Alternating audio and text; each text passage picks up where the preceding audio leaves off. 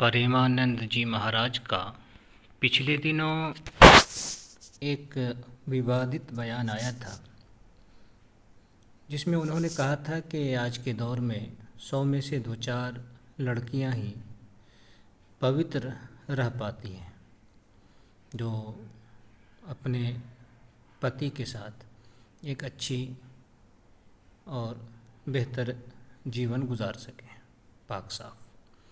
तो इस पे काफ़ी आवाज़ भी उठी।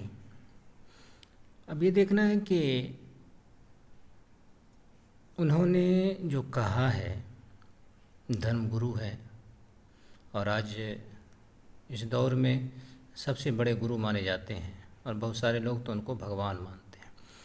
तो कहने की बात यह है कि इन्होंने जो कहा है वो उसका हिंदू धर्म से, हिंदू धर्म ग्रंथों से कितना मेल है वो मैं आपको दिखाता हूँ। बिल्कुल ये जो कहे थे, इससे भी ख़तरनाक बात महिलाओं के बारे में, लड़कियों के बारे में हिंदू धर्म ग्रंथों में है। 1-2 जगहों पे नहीं, कई जगहों पे है। मैं थोड़ा सा पढ़ करके आपको सुनाता हूँ।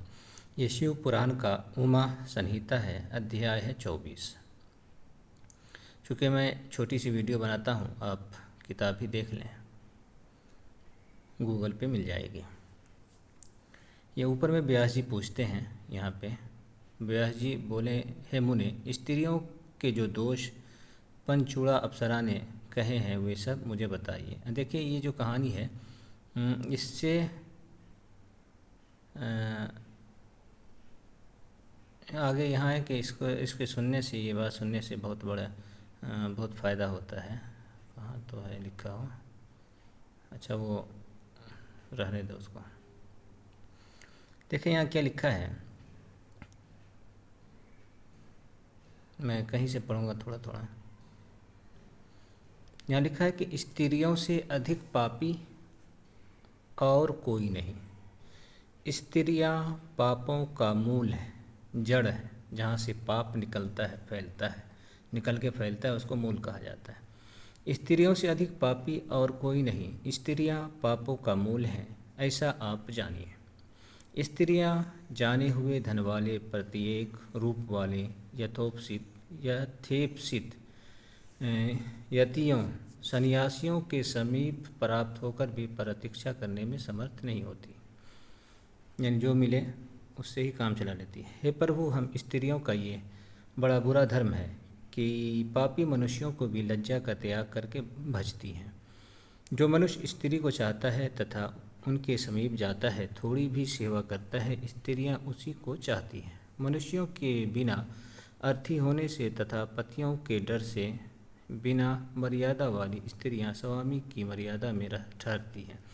इन स्त्रियों को कोई अमान्य नहीं और इनमें अवस्था का निश्चय नहीं, यानी कोई भी उम्र की हो, सब जो है उसी तरह होती हैं। स्वरूप व कुरूप मनुष्य को भोगती है, चाहे जैसा भी शक्ल सूरत हो, वो अपना काम बनाना चाहिए। न तो भय से, न चिल्लाने से, अथवा न अर्थ के निमित्त तथा न ज्ञाति कुल संबंध से पति की मर्यादा में स्थित रहती हैं। कुलीन स्त्रियां यौवन में वर्तमान हुई यथेच्छित आभूषण वस्त्र पाने वाली वह विचारिणी स्त्रियों की संगति की अभिलाषा करती हैं।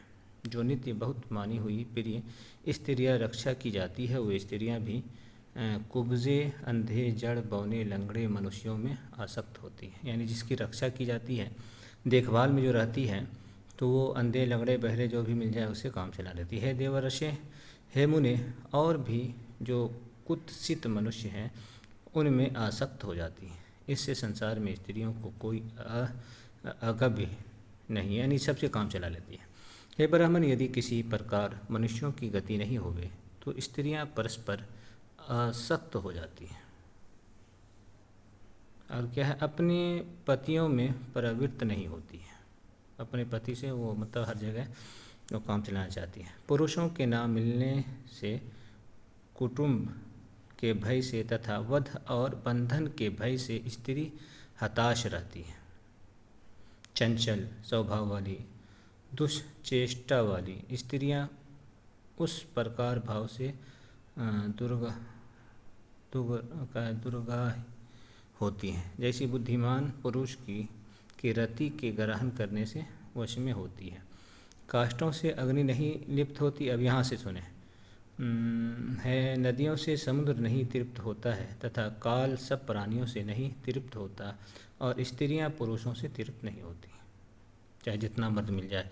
हृदयवर्षी संपूर्ण स्त्रियों का, संपूर्ण देखें यहाँ लिखा है, स्त्रियों का ये और भी रहस्य है कि मनुष्य को देखकर शीघ्र ही स्त्री की योनि गीली हो जाती है।